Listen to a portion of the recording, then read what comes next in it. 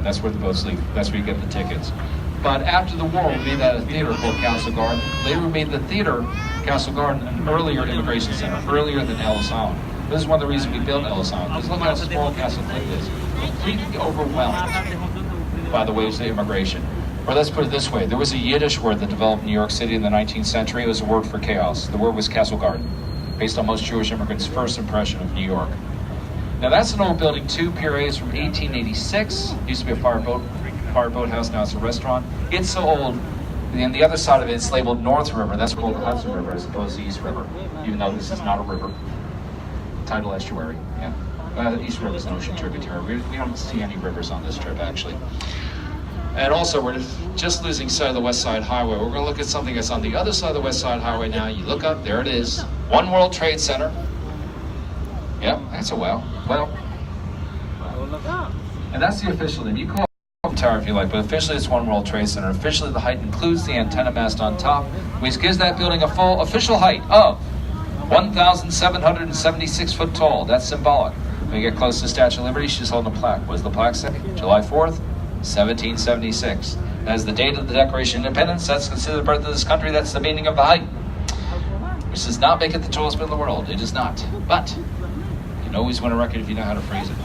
One World Trade Center. Tallest building in New York City, United States, North America, Western Hemisphere. It's 5 records. Oh, tallest building, okay? Before any Canadian brings up the CN Tower, that's not a building. That's an antenna with a restaurant impaled on it. You got a bigger antenna in North Dakota. Now, World Trade Center is part of a new World Trade Center. We're building on the grounds of the old World Trade Center. We are not building on the side of the Twin Towers. You've been to more, you've seen why. I gotta say, you know, I've been doing this tour guiding thing, 4 years on the boat, but 20 years altogether. I used to take people to Twin Towers, and the question everyone's ever always asked me since 9/11, always, where were they? Memorial answers that question. Those two memorials show precisely where the Twin Towers were. They matched the footprints. But this is what throws people, because they were big, 110 stories each. Tallest buildings in the world when they opened. Relatively small feet. 1 acre each out of what was initially a 16-acre site.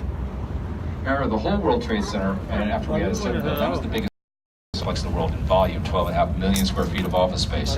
So the entire memorial is less than a third of the original site. That gives us room to build a new World Trade Center on the grounds of the old World Trade Center.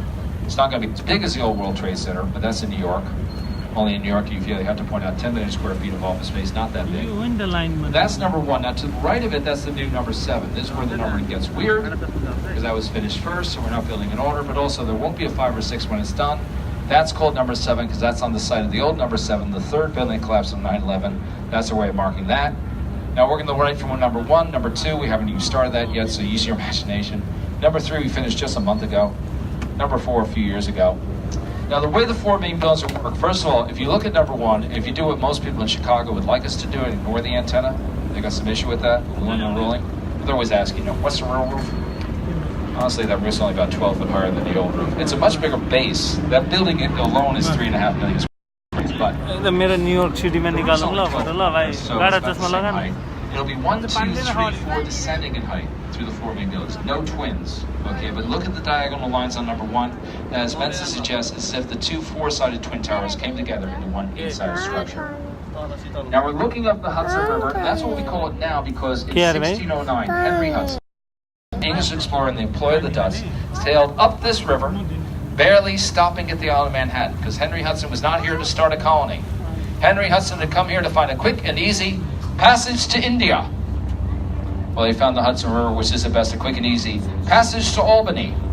And nobody wanted to go there, so that mission was basically a failure. But it gave the Dutch a claim. 15 years later, came back and they made good on that claim.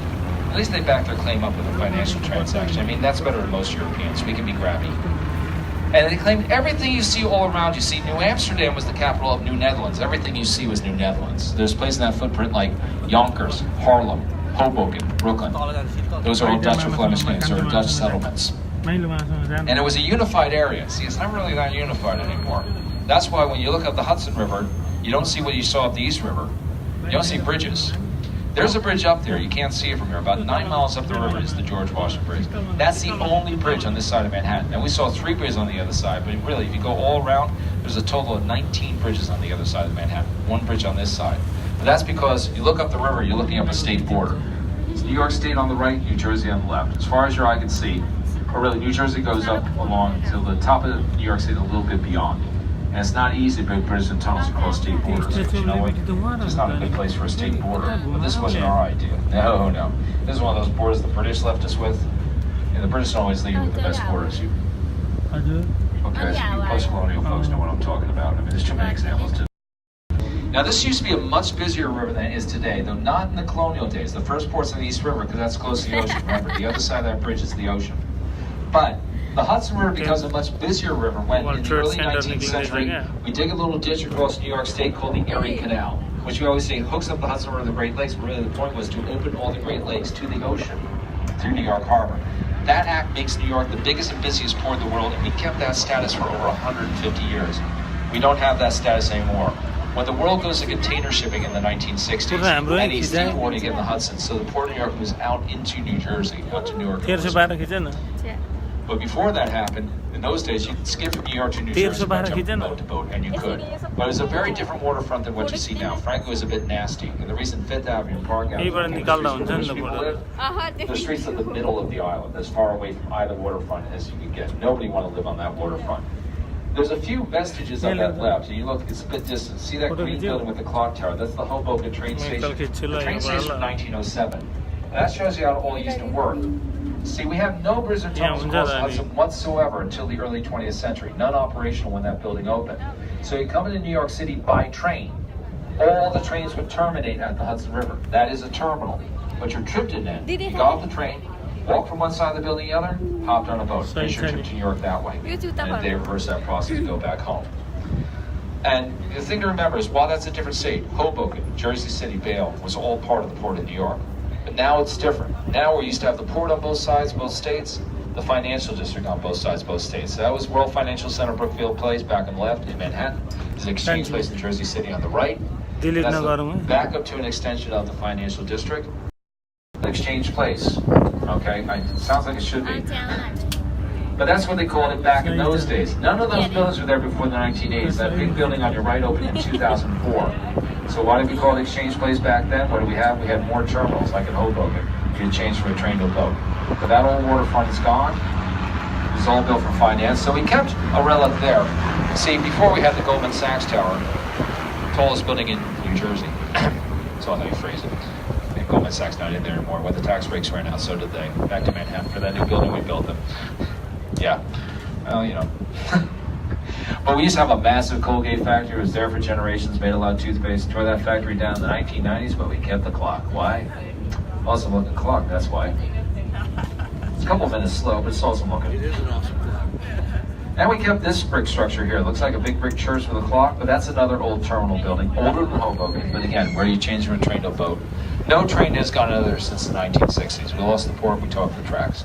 Boats do go out of there. Actually, that's where you get the boats to go to Liberty on Ellis Island from the Jersey side. Which, by the way, if that's an option, it's a much less hectic option than Battery Park. But when this opened in 1889, then Liberty Terminal was the biggest railroad terminal in the United States at that point. 14 sets of tracks going all over North America. Called Liberty Terminal because it built the site of the Statue of Liberty. It just opened 3 years earlier. We're calling everything Liberty then. And Liberty on the brain. It was really built to serve as something that was going to open 3 years later. See, that's something between and the terminal. And that was a new federal immigration facility on Ellis Island. I think when people think of immigrants going through Ellis Island, they assume they then go live in the Lower East Side or Brooklyn, and some of them did. But most of them went out through that terminal. I mean, over 80% of the immigrants that passed through Ellis Island went out through that terminal. That's why that terminal was built, to churn the immigrants out to the rest of the continent, and not just by train. Those days, they have a line of trucks next to the trains, take the immigrants straight to a factory, straight to a job, not even a day off. Including my own people, or like many Americans, I have an immigrant stock, and that's on both sides. Now, my mother's side's earlier, Castle Garden. By the time my father's side comes over in 1910, that's through Ellis Island. That's my grandparents on my father's side. They came from Ukraine. They're part of Ukraine, they're part of Austria. Came here under very desperate circumstances. They were already married but traveling separately, meaning grandfather first, pregnant grandmother on later boats. So my grandfather's got to find a job right away. But he knows nothing about this country. He knew no one here. But he got through Ellis Island. When he got to shore at that terminal, he saw a truck right there taking people away to a job.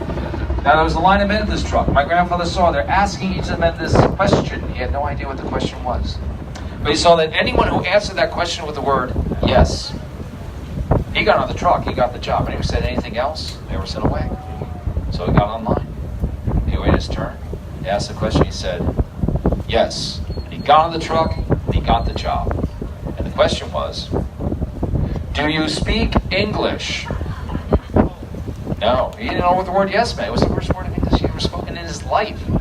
Fortunately, it was a couple weeks for a manager to figure that part out. By then, he seemed to know his way around the place, so he kept the job. And that's how my grandfather got his first job in America. Incidentally, that's how I got this job. Yes.